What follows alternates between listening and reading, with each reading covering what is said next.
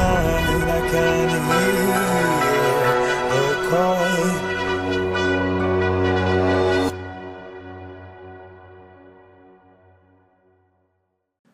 Cherubim Church from holytext.org here. Today I have a story for you guys regarding the giants. The story was found in Peru from the Royal Commentaries of the Incas, Volume 1, Chapter 11.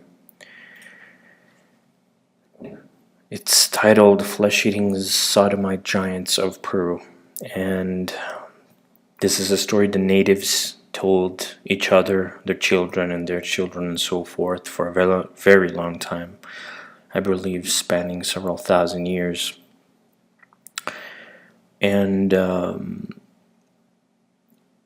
it begins with the natives telling you how the giants came to their lands, and it goes from there. So here we begin.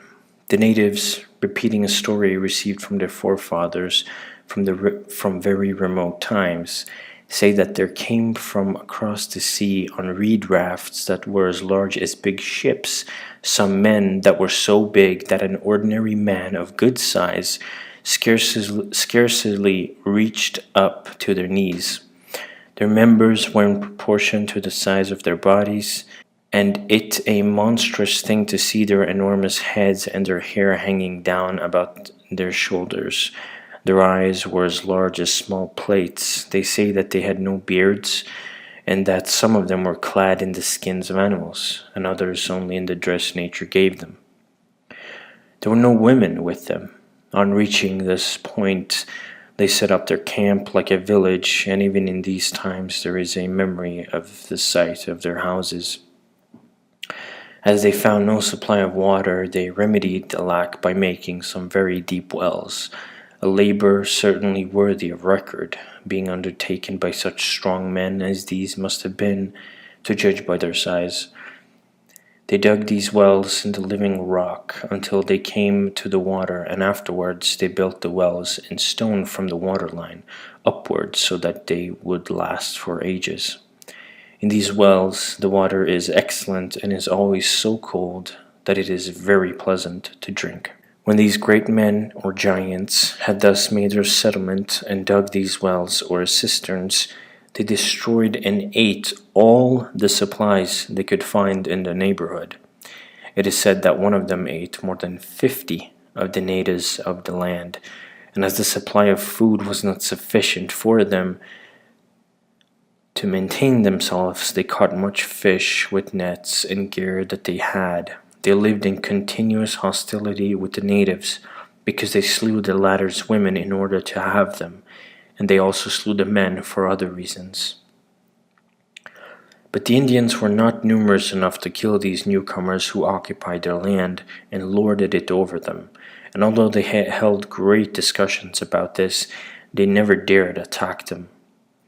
After some years the giants were still in this region, and as they had no women of their own, and the Indian women of their neighborhood were too small for them, or else because the vice was habitual to them and inspired by the demon, they practiced the unspeakable and horrible sin of sodomy, committing it openly and in public without fear of God or personal shame. The natives say that our Lord God, unwilling to conceal so wicked a sin, sent them a punishment suited to the beastliness of the crime. And when all the giants were together engaged in this accursed practice, there came a fearful fire from heaven to the accompaniment of a great noise, in the midst of which a shining angel appeared, holding a sharp, bright sword, with which he slew them all at a single stroke, and the fire consumed them, leaving only a few bones and skulls, which God allowed to remain unconsumed as a token of the punishment. This is the account they gave of the giants, and we believe that it happened, for it is said that very large bones have been found and still are found thereabouts, and I have heard the Spaniards say that they have seen pieces of teeth with which they thought must have weighed 1/2 pound when whole, and who had also seen a piece of shin bone of wonderful size. all of which bears witness to the truth of the incident. In addition to this, one can see the places where the sites of the villages were, and also the wells and cisterns they made. I cannot state whence or how these giants came there.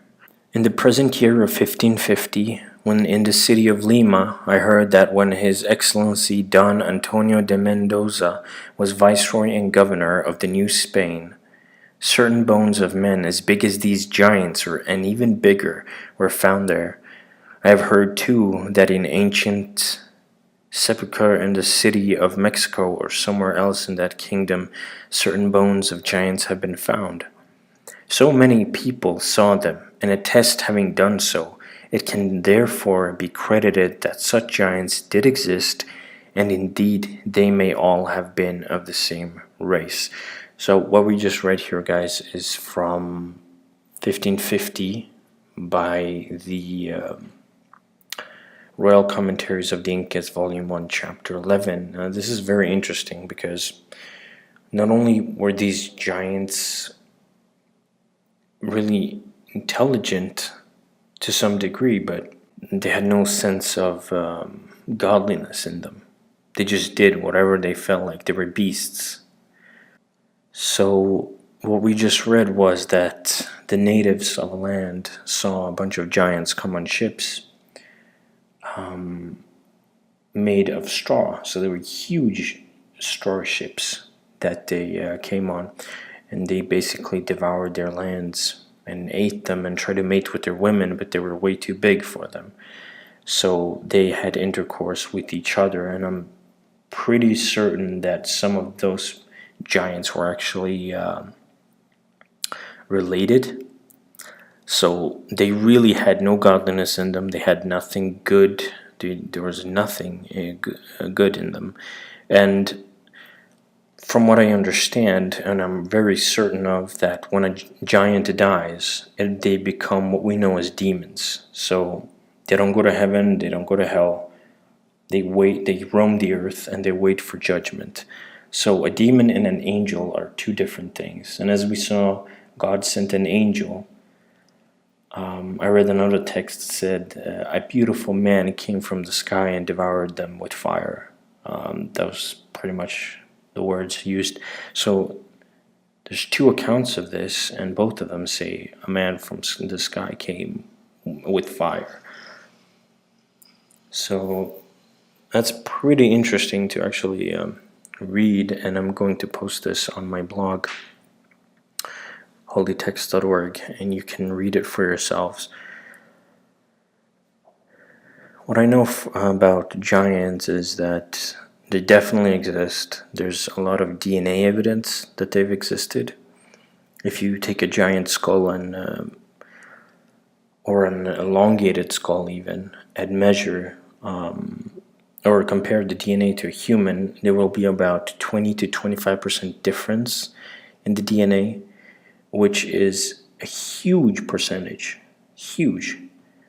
So they would be able to mate with a human woman, but their offspring would not be able to reproduce, from what I have read. So that's very interesting. I definitely think that this has happened. Nobody randomly comes up with stories like this and tell, their kids and so forth. That's it for me, guys. Cherubim Church from holytext.org. God bless you guys. Take care.